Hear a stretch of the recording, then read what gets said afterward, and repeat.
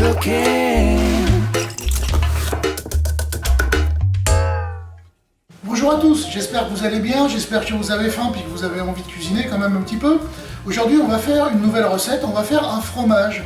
On va faire du halloumi. Alors je ne sais pas si vous connaissez ce fromage, mais il a un intérêt tout particulier, c'est qu'on peut le faire cuire et il ne va pas fondre, il ne va pas se déliter et on va pouvoir le snacker un peu comme un steak. Et donc vous voyez tout de suite les possibilités multiples que ça offre, puisqu'on va pouvoir l'utiliser dans les salades, avec de la viande grillée au barbecue, tout ça. Donc ça me paraît vraiment une super bonne idée que vous sachiez le faire. Je vous montre ça tout de suite, c'est parti. Alors traditionnellement, le halloumi est un mélange de lait de chèvre et de lait de brebis. Comme d'habitude, j'ai pas réussi à trouver de lait de brebis, donc nous on va faire un mélange de lait de chèvre avec du lait de vache. Alors comme vous pouvez le voir, il y a marqué mon nom dessus, et puis la date à laquelle ça a été trait, donc c'était le 25, et c'est une abonnée, donc c'est Christiane qui me l'a fait parvenir de Normandie, et donc bah tu vois, voilà, aujourd'hui on va utiliser le lait que tu m'as filé, et on va en faire du fromage. J'espère que ça te donnera envie de le reproduire dans ta petite ferme. Donc on y va, 2 litres de lait de chèvre et 3 litres de lait de vache. Bien sûr, c'est du lait cru, bien entendu. Donc on aura également besoin de pressure, donc vous le savez maintenant, pour faire le fromage, il faut de la pressure. On aura besoin d'un petit peu de fleur de sel pour l'assaisonner. Sur un morceau, on va ajouter des herbes de Provence. Là, j'ai préparé du gomasio. Gomasio, c'est un mélange de sel et de graines de sésame concassées. Là, vous l'avez reconnu, c'est du piment d'Espelette, et là, c'est une concassée de poivre noir. Voilà, donc on fera un morceau, si on peut, avec chaque assaisonnement différent, et vous verrez que c'est tip top. Voilà, j'ai mis le lait de vache dans la casserole, je rajoute le lait de chèvre, donc les 5 litres de lait tous ensemble, et on va les monter à la température de 32 degrés. Voilà, vous le voyez, on est à 32 degrés, donc c'est le moment d'ajouter la pressure. Donc 5 gouttes par litre, donc ça fait 25 gouttes, voilà, hop. Je vais couper le feu, carrément, et je vais bien mélanger. Voilà.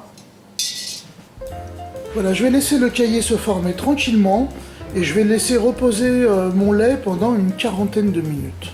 Voilà, on est au terme d'une quarantaine de minutes de repos. Vous voyez, le caillé est bien formé là, je ne sais pas si vous voyez, mais vous voyez, tout est remonté en surface, donc c'est impeccable. Je vais le couper.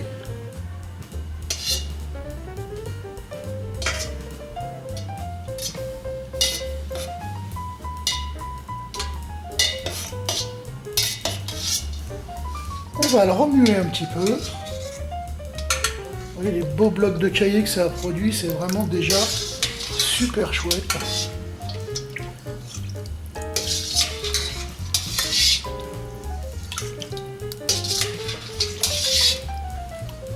Alors, on va remettre le thermomètre dedans. Et puis en fait, le but maintenant est de le chauffer à 40 degrés, mais en un certain temps, à savoir qu'on va le chauffer en 20 minutes.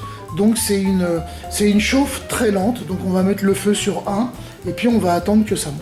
Impeccable, on a mis 20 minutes pour remonter à 40 degrés notre caillé, donc maintenant je coupe le feu, et puis on va aller les goûter. Alors comme vous l'avez vu, j'ai mis une marmite au fond de l'évier, elle est là, vous la voyez. Je mets un égouttoir sur la marmite, et sur l'égouttoir, je vais mettre une étamine. Voilà. Hop. Comme ceci. Et puis je vais verser, parce qu'en fait le but c'est de récupérer le caillé et le séparer du petit lait, parce que le petit lait on va en avoir besoin. Donc maintenant, je prends mon caillé et je le verse directement dans l'étamine et le petit lait va s'égoutter. Alors, je vais essayer de continuer à la main avec le faitout, parce qu'il faut vraiment que j'arrive à conserver ce petit lait, puisque l'on va recuire notre fromage dans ce petit lait une fois qu'il sera bien égoutté. On viendra l'aider de temps en temps un petit peu comme ça en secouant, en le faisant gigoter pour qu'il y ait un maximum de petit lait qui s'évacue. Et ensuite on va mettre du poids dessus, on va le presser pour vraiment se débarrasser de tout le petit lait et garder uniquement le caillé.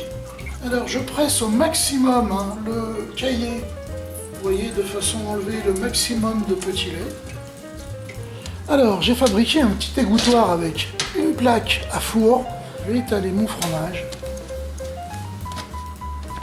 pour pouvoir le presser. Donc vous voyez déjà ça nous donne quelque chose de super sympa. Hein. Il a déjà une belle souplesse. Donc je vais le casser. Hop. Je vais rabattre par-dessus l'étamine.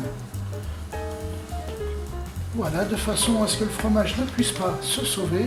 Alors vous voyez, voilà, j'ai écrasé mon fromage, je lui ai donné une forme rectangulaire, à peu près, autant que faire se peut.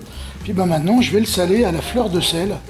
Alors ce qui n'est absolument pas obligatoire, si vous ne voulez pas. Donc voilà, là j'ai mon fromage qui a la forme que je veux, qui continue de s'égoutter.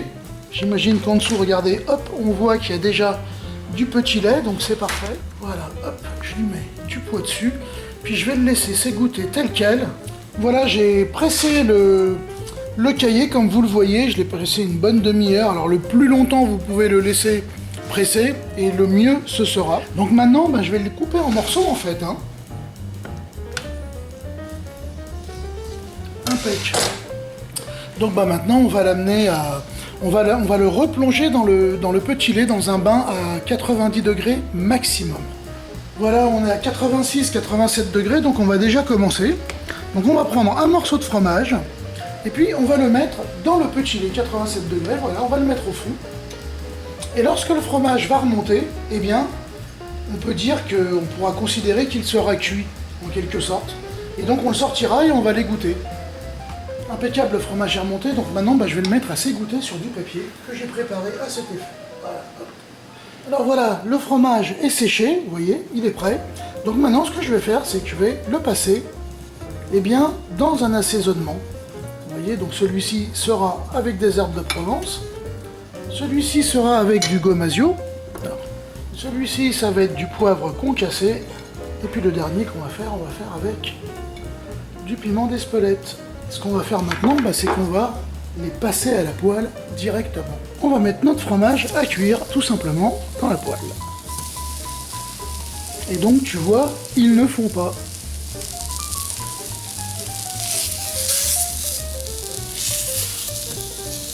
Voilà, j'ai fait cuire le fromage, je l'ai passé à la poêle, je l'ai grillé, vous voyez, façon steak. Et il n'y a pas de souci, il se tient super bien, ils font pas. Donc voilà, il n'y a plus qu'à le découper en morceaux et puis l'ajouter à vos salades. Ou si vous le faites plus fin, même l'ajouter dans un hamburger, ça posera aucun problème.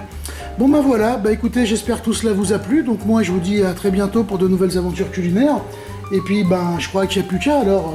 À table. À table. Voilà, je tenais tout particulièrement à remercier la société Manelli qui m'a fait ce magnifique cadeau, à savoir cette très belle veste de cuisine gravée au nom de ma chaîne et à mon nom. Je vous dis à très bientôt pour de nouvelles aventures culinaires. Allez, ciao.